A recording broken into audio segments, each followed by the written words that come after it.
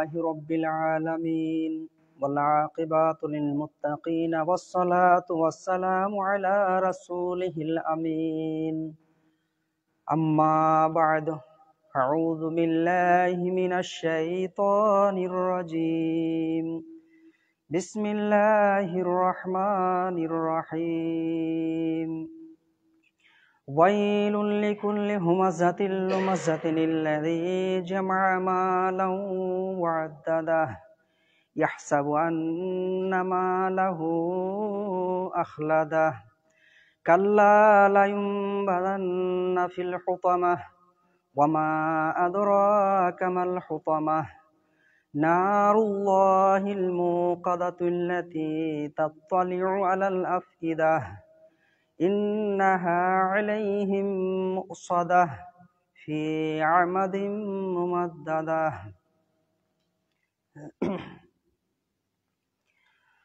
সম্মানিত ভাই সকল, আমরা আজকে ইনশাআল্লাহ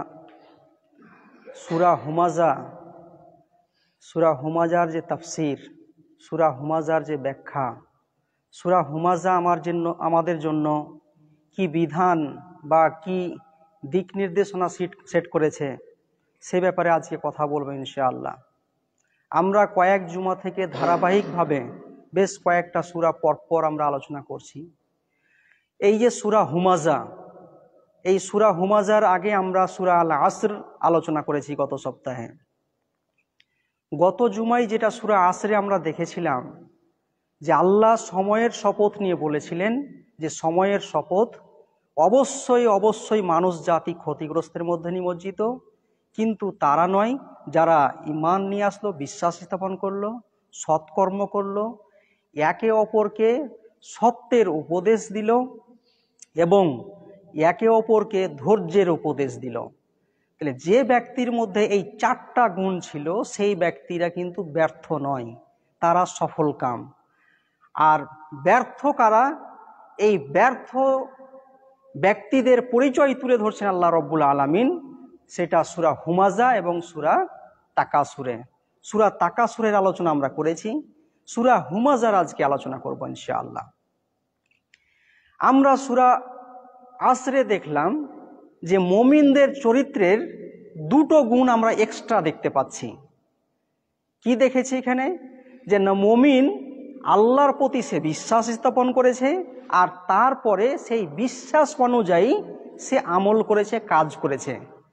স্রষ্টা যে তাকে একটা বিধান দিয়েছে সেই বিধান মোতাবেক তার চলাফেরা, তার ওঠা বসা, তার লেনদেন, তার খাওয়া দাওয়া, তার ব্যবসা বাণিজ্য, তার দেখা, তার শ্রবণ করা, তার ফ্যামিলি পরিবার, তার আত্মীয় স্বজন, তার সামাজিক, রাজনৈতিক, অর্থনৈতিক টোটাল ব্যাপারে আল্লাহর বিধান নিয়ে একটা হোল লাইফ, একটা পুরো জীবনে তার এটা ইমপ্লিমেন্ট করার সে একটা বহিঃপ্রকাশ করেছে, অ্যানাউন্স করেছে এবং সেটাতে সে করে দেখিয়েছে। তারপরে যে দুটো কাজ আমরা দেখেছিলাম যে এই যে সত্য জিনিসটা সে বিশ্বাস করলো এবং সেটা আমলে বা কাজে নিয়ে আসলো, এটাকে অপরের কাছে পৌঁছে দেওয়ার জন্য একে অপরকে উপদেশ দেওয়ার কাজটাও শুরু করলেন। অর্থাৎ আমি যে সত্যটা পেয়েছি, আমি এবার এগিয়ে গেলাম কোনো ভাইয়ের কাছে, কোনো বোনের কাছে, বাবার কাছে, মায়ের কাছে, তাকেও বলছি আপনি এই কাজটা করুন, আর তাকেও পরামর্শ দিচ্ছি যে আপনিও আর কাউকে বলুন। এইভাবে আমার কাছে যে সত্যতা আছে, সত্য জিনিসটা আছে, এটা আমি সবার কাছে পৌঁছে দেওয়ার জন্য আমার একটা ব্যাকুল আবেদন, একটা করজোড়ে আবেদন, একটা দাওয়াত, একটা আহ্বান, একটা তাবলীগ, একটা পৌঁছে দেওয়ার যে মানসিকতা, এই নিয়ে আমি কাজ করি।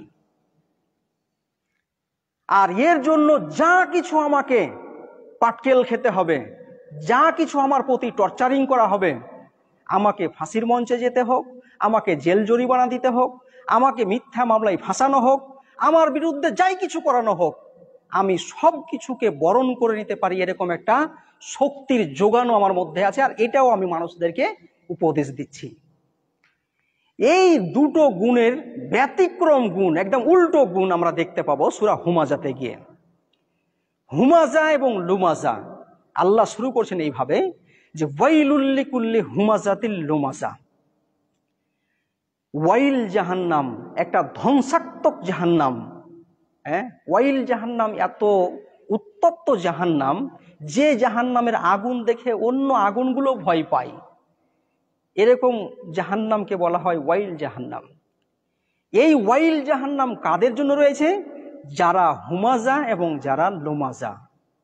হুমাজা, লুমাজা, হোতামা, এই তিনটে শব্দ আমরা এই সূরাতে পাব।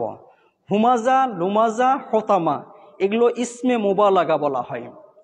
এর মধ্যে মিনিংয়ে, অর্থে একটা আধিক্য আছে, মানে প্রচুর মিনিং বুঝানো হয় ওখানে। হুমাজা কি? হুমাজার বৈশিষ্ট্যটা হচ্ছে, হুমাজার সংজ্ঞা, ডেফিনেশনটা হচ্ছে যে তারা ইশারা ইঙ্গিতে, তারা বিভিন্নভাবে তাদের গেস্টার দিয়ে, ভাবভঙ্গিমা দিয়ে, বিভিন্নভাবে অপরদেরকে অপদস্থ করা। কখনো তার শক্তি দিয়ে, হাত দিয়ে, কখনো চোখ দিয়ে, চোখের রাঙানি দিয়ে, কখনো তার ব্যাপারে এমন কিছু টিটকারি করা, এমন কিছু কথা বলা যে অন্য মানুষটাকে হেয় প্রতিপন্ন করা, তাকে লাঞ্ছিত করা, তাকে লজ্জিত করা, তাকে সবার সামনে অপমান করার যে কাজ, সেটাকে বলা হয় হুমাজা। আর লোমাজাটা কি? লোমাজাটা হচ্ছে যে না, সামনে নয়, আড়ালে, আড়ালে গিয়ে কারো ব্যাপারে নিন্দা করা, তার ব্যাপারে পররচনা করা, তার ব্যাপারে তিরস্কার করা, তার বিভিন্ন খারাপ দিকগুলো তুলে ধরা, অথবা খারাপ কাজ করেনি সেখানে বহতান নামক একটা অপবাদ নামক তকমা লাগিয়ে দেওয়ার চেষ্টা করে। এই দুটো কাজ কেন করে তারপরেই বলা হচ্ছে ওয়াইলুল লিকুল্লি হুমাজাতিল লুমাজা আল্লাযী জামা মালাও ওয়া আদ্দাদা ইয়াহসাবু আন্না মালাহু আখলাদা। আল্লাযী জামা, যে ব্যক্তি জমা করে, সংগ্রহ করে, একত্রিত করে, মালাহু, আল্লাযী জামা মালাও ওয়া আদ্দাদা, তার সম্পদকে জমা করে, কুক্ষিগত করে, তার কাছে পুরোকে একত্রিত করে, ওয়াদ্দাদা, এবং গনে গনে রাখে, বারবার সেটাকে গনে গনে দেখে যে এই টাকাটা যদি আমি ব্যাংকে রাখি তাহলে কত পার্সেন্ট সুদ পাবো, এই টাকা যদি আমি কাউকে লোন না দিয়ে, ধার না দিয়ে যদি আমি সুদে দিই তাহলে আমি কত টাকা আমার লাভ হবে, আমি এই টাকাটা অমুক জায়গায় খাটালে কি লাভ হবে। এই যে পরিকল্পনা, এই যে মানসিকতা, প্রত্যেকটা মুহূর্তে সে ভাবছে কি যে আমার টাকা আমি একটা জমা করব, শুধু আত্মকেন্দ্রিক, সেলফনেস, একটা মুনাফিকি চরিত্র নিয়ে মুনাফিকের জায়গায় অবস্থান করে সে সদা সর্বদা টাকা সংগ্রহ করতে থাকে আর ভাবতে থাকে এই টাকার জায়গাতে 1 টাকাও খরচ না হয়, 1 টাকাও যাতে কাউকে দিতে না হয়। এই জন্য বারবার সে গুনে গুনে এটাকে বাড়াতে থাকে আর জমা করে। এই যে কৃপণ, এই বখিল, এই বখিলের চরিত্রটাকে তুলে ধরা হয়েছে। আর সে কি মনে করে? ইহসাবু আন্না মালাহু আখলাদা, সে এ ধারণা পোষণ করে যে এই তার সম্পদ তাকে চিরস্থায়ী করবে, তাকে চিরঞ্জীব করবে, এই সম্পদ তাকে চিরস্থায়ীভাবে টিকিয়ে রাখবে।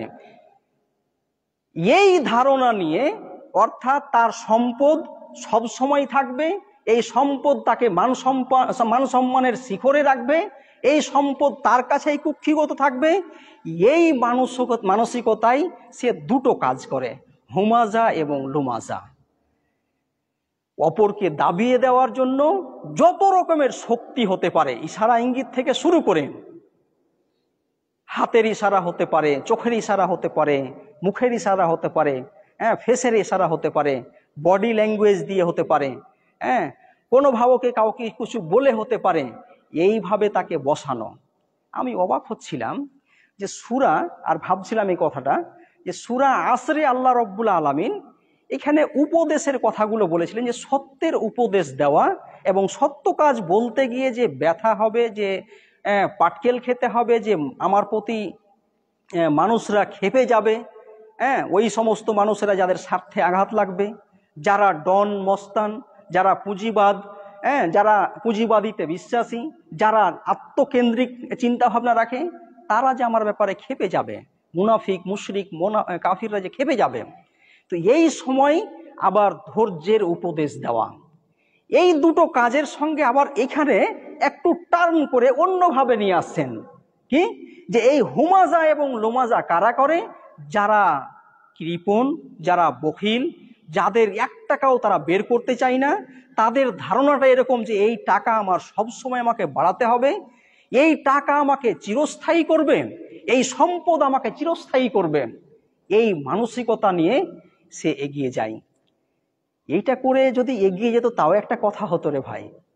কিন্তু দেখুন, উল্টো দিকে আমরা দেখব যে না, এখানেই সে চুপ চুপ নীরব বসে যাচ্ছে না। কি করছে সে? উল্টো দিকে হুমাজা এবং লুমাজার কাজটা করছে। অর্থাৎ আমার সম্মান থাকবে, আমি দান করি না, আর অন্য ভাইয়ের কাছে টাকা আছে, ও দান করে বলে ওর সম্মান বেড়ে যাবে, এটা হতে দেওয়া যাবে না। এর জন্য কি করতে হবে? ও যাতে কোনোভাবে দান না করে। ওর কাছেও কোরআনের নলেজ আছে, আমার কাছেও কোরআনের নলেজ আছে, আমিও সত্যতাকে নিয়েছি, ওর কাছেও সত্যতা আছে, কিন্তু এই সততা নিয়ে, সত্য বিষয়টাকে নিয়ে ও কাউকে বলে তার সুনাম হবে, তার মর্যাদা বাড়বে, তার সম্মান বাড়বে, এটাও কোনোভাবে পারছে না থামতে। এর জন্য কি করছে? যে কোনোভাবেই আর চুপ নীরব বসে থাকতে পারছে না। যে ব্যক্তি দান খাইরাত করে তার পিছনে পড়ে যাচ্ছে। যে ব্যক্তি হয়তো আল্লাহর নবীর সুন্নাত রাখার জন্য দাড়ি রেখেছে, আর এই দাড়ি রাখার ফলে একটা সমাজে তার সম্মান বিরাজ করছে, তখন ওর সম্মান যাতে না থাকে এই নিয়ে দাড়ি নিয়ে টিটকারি মারা। হ্যাঁ, কখনো কখনো দেখা যাচ্ছে তার লেবাস বেশভূষা এমনভাবে সে সাধারণ সিম্পল থাকে, এটাকে নিয়ে সমাজে যখন মানুষেরা সুনাম করছে তার, যে সত্যি এত টাকা পয়সা থাকার পরও এত নম্র ভদ্র লোক, এত বিনয়ী লোক, একটা সিম্পল, একটা সাধারণ জীবনযাপন, তখন ওর পিছনে লেগে গেল যাতে ও সিম্পল জীবনযাপনটা না করে। তাহলে পোশাকের দিকে আমল করছে, ইবাদত করছে, একদিকে তার টাকা পয়সা সম্পদ আছে, সত্য বিষয়টা আছে, সে আল্লাহর আইন মেনে, আল্লাহর বিধান নিয়ে জীবনযাপন করে, সে নামাজ পড়ে, রোজা রাখে, হজ করে, জাকাত দেয়, হ্যাঁ, লোকেদের পাশে দাঁড়ায়, দান খাইরাত করে, এই যে তার নেচার, এটা আর বরদাস্ত হচ্ছে না। তখন কি করছে? এই হুমাজা এবং লোমাজাটাকে নিচ্ছে, যে না, ও ভালো কাজ করে সমাজে সে প্রতিষ্ঠিত হবে, এটা কি করে সম্ভব? তখন তার পিছনে পড়ে গেল যে না, আসলে তুমি এই নামাজটা দেখছো না, ও নামাজ পড়ে, তাহাজ্জুদ পড়ে, ও যে দাড়ি ছেড়েছে, ও যে সাদকা করে, লোকেদের পাশে থাকে, এগুলো সব আসলে রিয়াকারী, আসলে মানুষকে দেখানোর জন্য এটা করে। ও অন্তর্যামী হয়ে গেল। আসলে তার স্বার্থের কারণে ওই ভালো লোকটার, ভালো স্বভাবের লোকটার পিছনে পড়ে গিয়ে সে হুমাজার কাজটা করে। শুধু ভালো ক্যারেক্টারে কি? শুধু ভালো ক্যারেক্টারে না। ধরুন তার 2টো দোকান আছে, ওই ভালো লোকটা সৎপন্থী, যে সঠিকভাবে সে ব্যবসা করে, বা একটা ভালো শপিং মল খুলেছে, হ্যাঁ, অথবা সে ভালো টিচার, অথবা ভালো সে শিক্ষক, অথবা সে বিভিন্ন আমলাতন্ত্রের কোনো অফিসার হতে পারে। ও একজন অফিসার, ওই সার্কেলে বা ওই ক্যাম্পাসে দেখছে যে আমিও অফিসার, ও অফিসার, অথচ তার নাম থাকবে না, ওর পিছনে পড়ে যাওয়া। এই জন্য তাকে নিয়ে রিগিং করা, তাকে ইভটিজিং করা, তার কথাই কথাই তার ভুল ধরা, কথাই কথাই তাকে হেনস্থা করা, তিরস্কার করার কাজটা সে করতে থাকে। একটা সে প্রতিষ্ঠান খুলেছে এখানে, আর পাশে আরেকটা প্রতিষ্ঠান ভালো লোকটাও খুলেছে, তার প্রতিষ্ঠান এগিয়ে যাবে না, এগোতে দেওয়া যাবে না।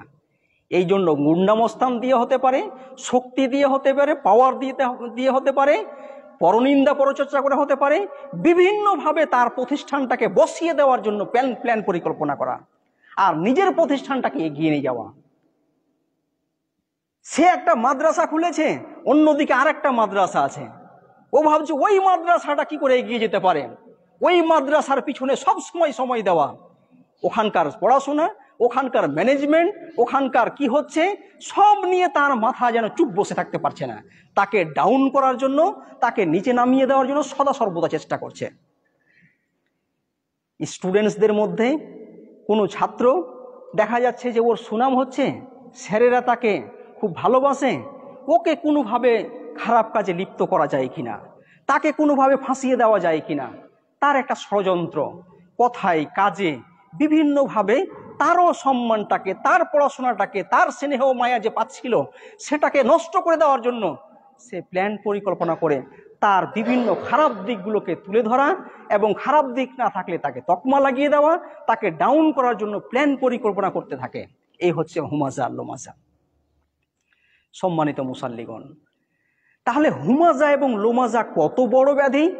একটা সুস্থ সমাজকে, একটা সুস্থ সমাজ যেখানে যার যে যোগ্যতা আছে সেই যোগ্যতা মাফিক সে উন্নতি করবে, তার ডেভেলপমেন্ট হবে, সে চরম উন্নতির শিখরে যাবে, হক পথে সত্য পথে আইন কাম করবে, জ্ঞান অর্জন করবে, অর্থের দিক দিয়ে সেই আব্দুর রহমান বিন আউফের মতো রাদিয়াল্লাহু আনহু সেই রকম যোগ্যতা অর্জন করবে, সেই আলী রাদিয়াল্লাহু তাআলার মতো জ্ঞান অর্জন করবে, উমর রাদিয়াল্লাহু তাআলার মতো সেই নেতৃত্বের গুণাবলী অর্জন করবে, সেই সততার প্রতীক হবে আবু বকর সিদ্দিক রাদিয়াল্লাহু তাআলার মতো। এই পরিবেশটাকে নষ্ট করার জন্য কি করছে যে না, হুমাজা এবং লুমাজা তে ব্যস্ত, সদা সর্বদা তার পিছনে পড়ে আছে। কিভাবে তাকে ডাউন করা যায়, কিভাবে তাকে নিচে নামিয়ে দেওয়া যায়, কিভাবে তার আত্মসম্মান না থাকে, তাকে সম্মানিত জায়গা থেকে নামিয়ে দেওয়া যায় কিভাবে, তার প্ল্যান পরিকল্পনা, তার জন্য সদা সর্বদা চেষ্টা করা। আমরা পাড়া গ্রামেও দেখেছি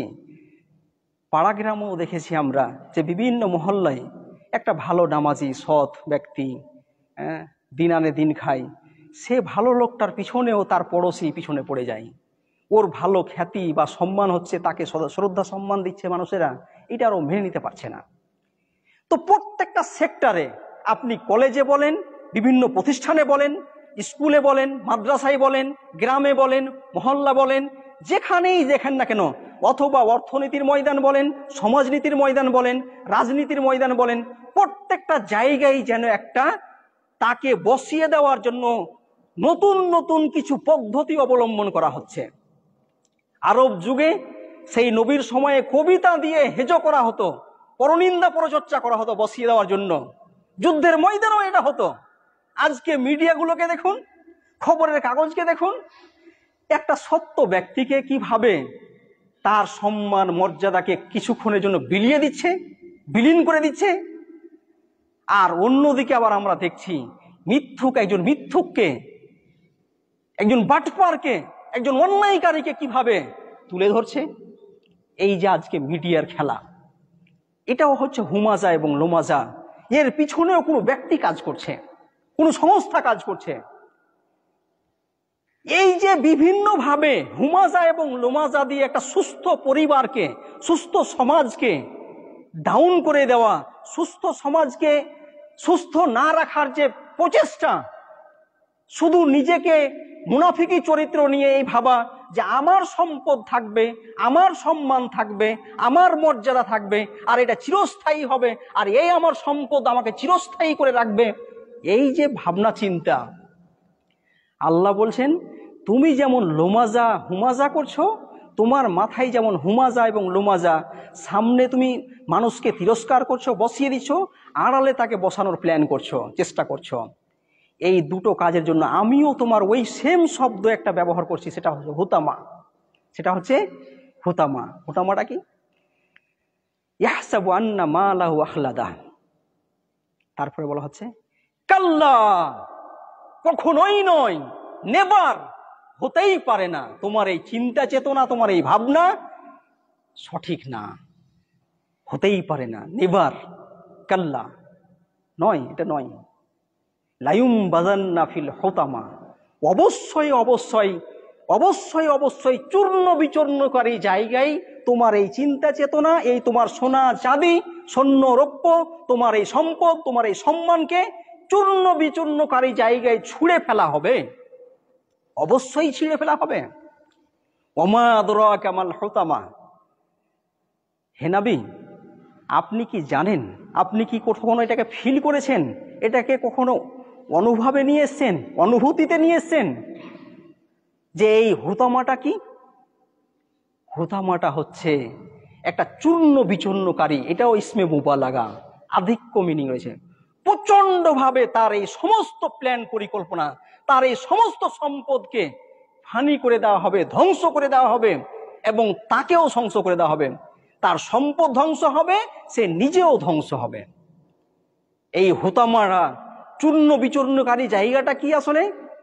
নারুল্লাহ, নারুল্লাহ, আল্লাহর আগুন, আল্লাহর উত্তপ্ত আগুন, মুকাদাহ, প্রজ্বলিত, উৎক্ষিপ্ত, যেন আগুন যেন অন্য আগুনকে খেয়ে ফেলবে, একজন গর্জে উঠছে এই আগুন, মুকাদা, উৎক্ষিপ্ত ভাবে যেন খেয়ে ফেলবে, এরকম আগুনের একটা বিশাল ভাট্টিকে বলা হচ্ছে যে হুতামা, নারুল্লাহিল মুকাদা আল্লাতী তাত্তালিউ আলাল আফিদা। এই আগুন, যে আগুন তোমার অন্তরে গিয়ে পৌঁছে গিয়ে তোমার অন্তরকে জ্বালাবে, অন্তরকে পুড়াবে। তুমি তোমার অন্তর দিয়ে, ব্রেন মস্তিষ্ক দিয়ে এই হুমাজা এবং লোমাজার কাজটা করেছ। অতএব এই আগুন আল্লাহর আগুন, যেহেতু আল্লাহর নির্দেশে চলে, কোরআনের আর কোথাও নারুল্লাহ বলা হয়নি, জাহান্নাম বলা হয়েছে, অন্য নাম দেওয়া হয়েছে, এখানে বলা হচ্ছে নারুল্লাহ, আল্লাহর আগুন। এই আগুন তাকে তার অন্তরে গিয়ে আঘাত করবে। এই চূর্ণ বিচূর্ণকারী জায়গাটা কি?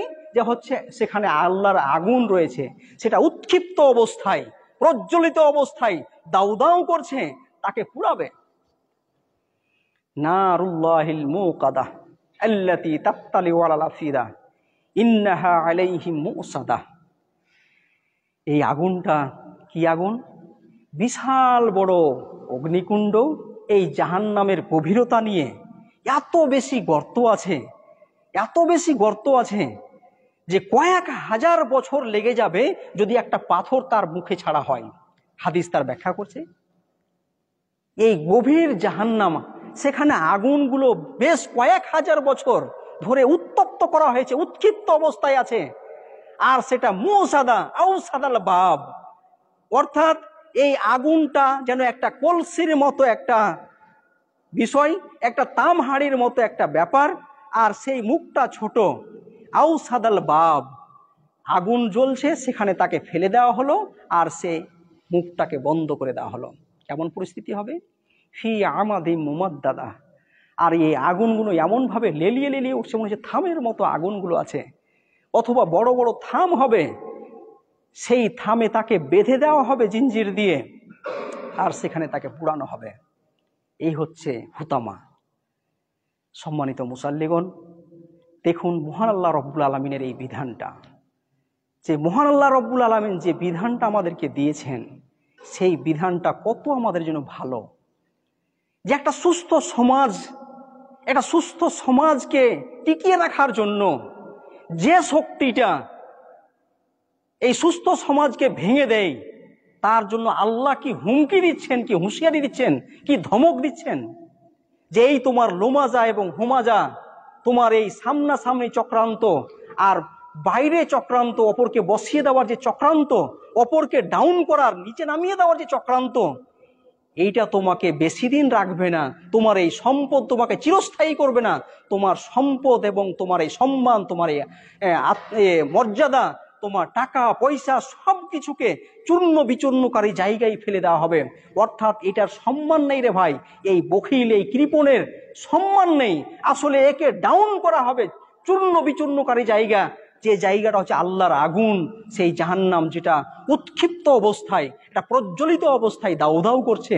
সেখানে আবার মুখটাকে বেঁধে দেওয়া, মানে ঢেকে দেওয়া হবে, কভার করে দেওয়া হবে, আর সেখানে বড় বড় থামে, আগুনের থামে বা এমনি থামে তাকে বেঁধে দেওয়া হবে, আর সেখানে চিরন্তন কাল থাকবে।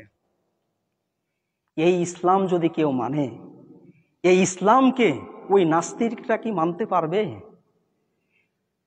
ইসলাম তো চাই একটা সুস্থ সমাজ গড়ার জন্য কতগুলো অ্যাঙ্গেল, কতগুলো দিক ঠিক করা দরকার, কতগুলো ক্যারেক্টার ডেভেলপ করা দরকার, কতগুলো চরিত্র ডেভেলপ করা দরকার, যেই চরিত্রের দ্বারাই একটা সুস্থ সমাজ গড়ে উঠবে।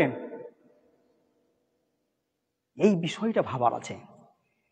পরকালের বিশ্বাস না থাকার ফলে, আল্লাহর বিধানকে না মানার ফলে সমাজে আজকে সমস্ত বিগাড়, সমস্ত ভেঙে যাচ্ছে সমাজগুলো খান খান হয়ে যাচ্ছে। সমাজ একটা অহংকার, একটা অ্যারোগেন্সি, একটা হিটলারিপনা, ডনমস্তানগিরির কাজ, এটা সব যুগেই করে এসছে, সব যুগেই করে এসছে। লূত আলাইহিস সালামের সময় লূত আলাইহিস সালাম এবং তার সাথীরা মানুষকে ভালো পরামর্শ দিতে আরম্ভ করলো, ইসলাহ মানে সংশোধনের জন্য চেষ্টা করতে আরম্ভ করলো। তখন ওই লূতের যে কওম ছিল, সেই কওমে যারা গুন্ডা বাহিনী ছিল, তারা দেখলো যে এরা যদি সমাজটাকে সংশোধন করে দেয়, তাহলে তো আমাদের আর এই গুন্ডা মস্তানি চলবে না, আমাদের এই যে বাটপারি চলবে না, এই আমাদের অহংকার অ্যারোগেন্সি চলবে না, আমাদেরকে তো মানুষ আর বুঝবে না। তখন কি করলো, উল্টো তকমা লাগাতে আরম্ভ করলো। এই যে যারা ইসলাহ করে জানো, ওদের চরিত্র এই, আসলে তোমাদের কাছ থেকে যে টাকা সম্পদগুলো নিচ্ছে ইসলাহ করার জন্য, এগুলো তারা আসলে ভোগ করছে। বিভিন্নভাবে তকমা টকমা লাগিয়ে তাদেরকে লজ্জিত করার জায়গাতে নিয়ে গিয়ে সমাজকে তারা এক জায়গায় নিয়ে আসতে সক্ষম হয়ে গেল যে এরাকে দেশ থেকে বিতাড়িত করো, দেশ থেকে বের করে দাও। এই দেশ থেকে বের করে দেওয়ার কাজটা তারা করেছে। এটা সেই সময়ে হয়েছে, ফেরাউনের সময়ে হয়েছে। ফেরাউন সেই মুসা আলাইহিস সালাম তার দলবলকে তাড়াতে তাড়াতে একটা সময়ে তারা হিজরত করে সেখান থেকে পালিয়ে গেছেন। সেই ঘটনা আমরা জানি। নবী মুহাম্মদ সাল্লাল্লাহু আলাইহি ওয়াসাল্লামকে হিজরত করতে হয়েছে। তাহলে এই যে সত্য সমাজ, এটা সুস্থ সমাজ গড়ার জন্য আমাদের কত বড় কাজ করা দরকার। সূরা হুমাজা এই মেসেজটাই আমাদেরকে দেয়। এই সূরা হুমাজা আমাদেরকে এরকম একটা গুরুত্বপূর্ণ একটা শিক্ষা দেয়। আমাদের দুর্ভাগ্যটা কোথায়? দুর্ভাগ্যটা এই জায়গায় যে আমরা এটা বুঝে যাওয়ার পরেও মসজিদে এসে এটা মেনে নিলাম, বুঝে নিলাম, কিন্তু মসজিদ থেকে যখন বেরিয়ে যাই তখনই আবার আমাদের কায়াটা বদলে যায়, আমাদের চরিত্রটা বদলে যায়।